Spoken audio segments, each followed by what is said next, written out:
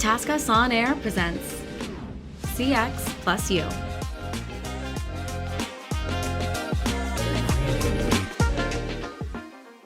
Hey everyone, thanks for tuning in to TaskUs On Air. I'm Jackie Lineberger, Director of FinTech at TaskUs. And I'm Kyle Bottegler, Vice President of FinTech. And welcome to CX+U, the most ridiculously refreshing podcast on all things outsourcing. Today, we are joined by experts Pragya Agarwal, Vice President of Risk and Response, and Surekha Nagpal, Senior Director of Risk and Response.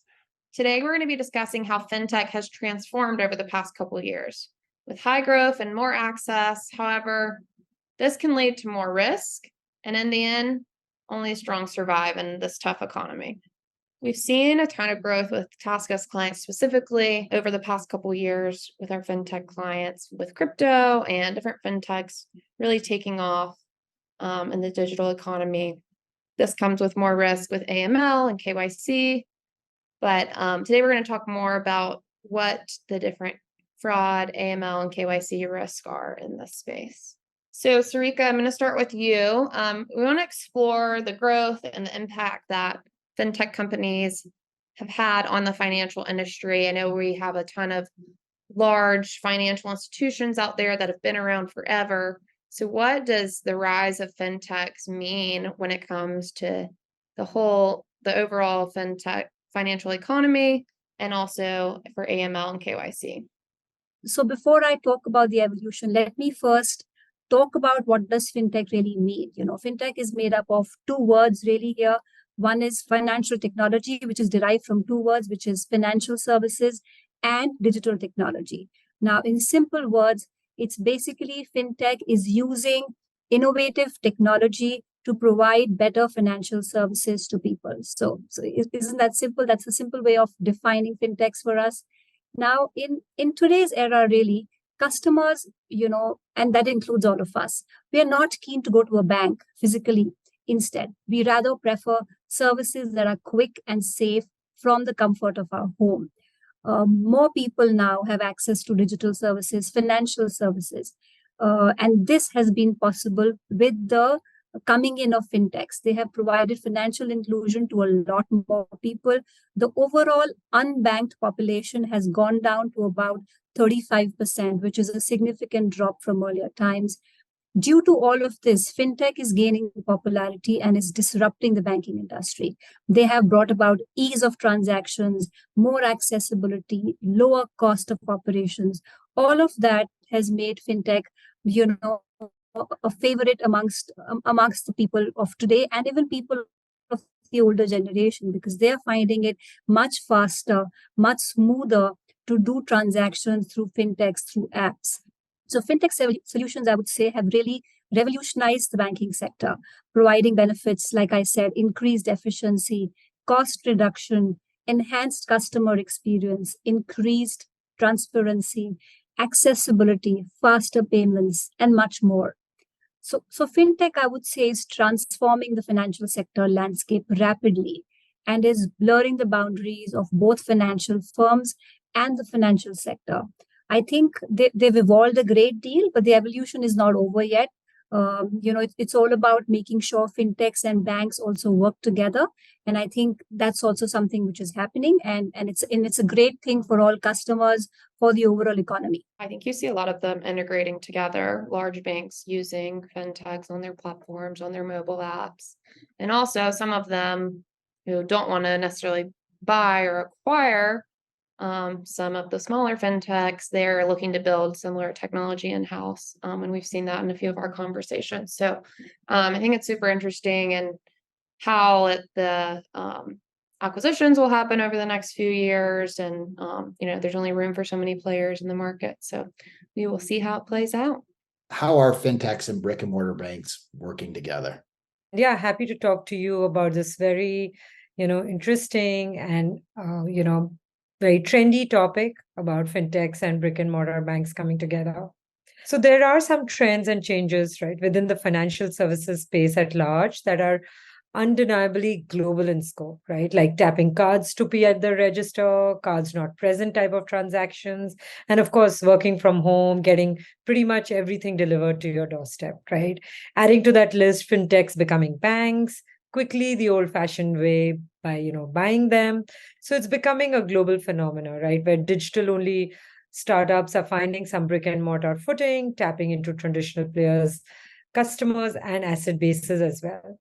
And this collaboration is driven primarily by the recognition of each parties, which is the fintechs and the traditional banks, their strengths and their desire to leverage technology for improved financial services. Or, partnerships and collaborations where many traditional banks have recognized the innovative capabilities of fintech startups. As a result, they often want to partner or collaborate with these fintechs to offer newer products or enhanced existing services to take to their clients. I think another way in which they collaborate is, or which they find beneficial, is API integration. So fintechs often provide APIs that allow these traditional banks to integrate fintech services into their existing systems.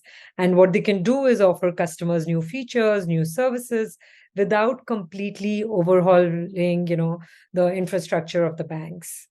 Then, of course, something which we all know is digital banking enhancements, which fintech companies have to offer, or they've been at the forefront of, for developing, user-friendly, innovative digital banking solutions. So traditional banks did not have the luxury of time to develop such enhancements. So they like to partner with fintechs to offer this to their customers.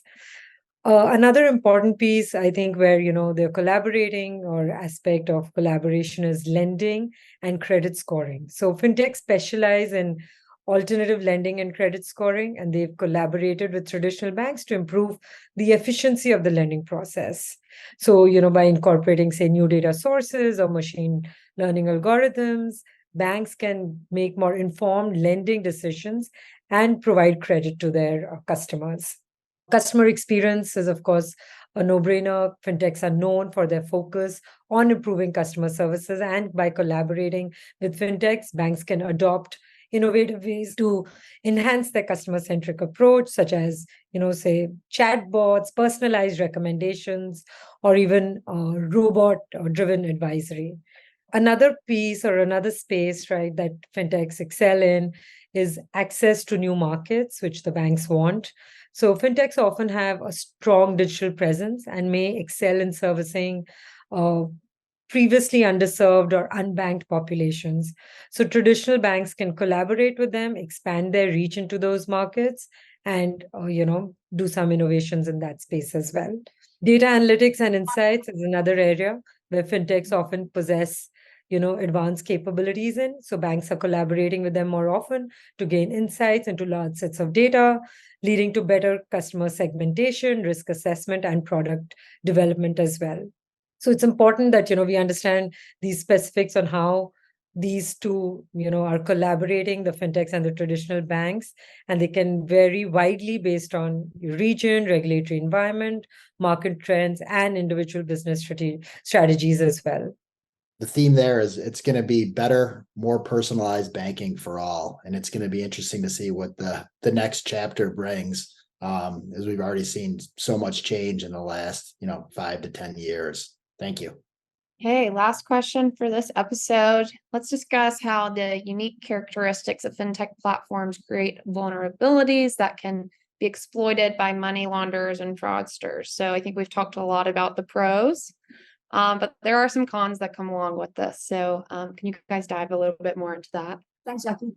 So as you rightly said, we've talked a lot about the pros. There are a whole lot of pros for fintechs out there. There is speed, there's convenience, there is accessibility, there is data, there are chatbots, there is API integration. So there is a lot that the fintechs are offering to all of us, not only singularly but also along with the traditional banks. So there's a huge lot of benefit that's coming out of the fintech revolution.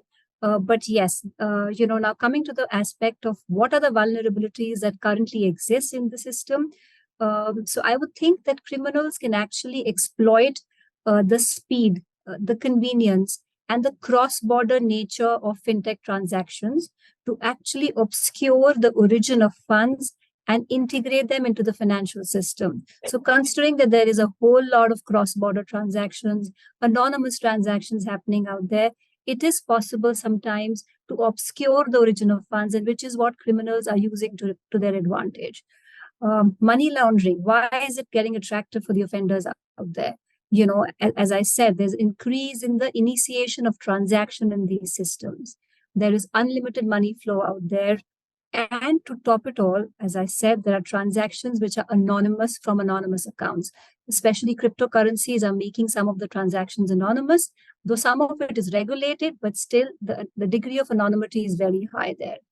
From the area of untested business models to the speed and anonymity of online transactions, money launderers have been able to exploit emergent blind spots and vulnerabilities in the traditional AML-CFT frameworks to commit financial crime. Considering the fact that there is significant regulatory penalties associated with any kind of non-compliance, it is important that these service providers, the fintechs, understand these regulations and understand the AML risk that they face and come up with solutions to protect themselves with effective measures, protect their reputation, and prevent themselves from any kind of regulatory fines that they may be imposed. Yeah, another great episode. Thank you, Surekha. Thank you, Pragya. And thank you to all of our listeners for tuning into this episode of CX+U. If you've enjoyed this episode, follow us on Spotify to catch the next one. You can also discover more about TaskUs by visiting our website, www.taskus.com, and follow us on our social media channels, LinkedIn, Twitter, Facebook, and Instagram. Till then, this is Jackie Lineberger and Kyle Bodeglier saying have a ridiculously good day.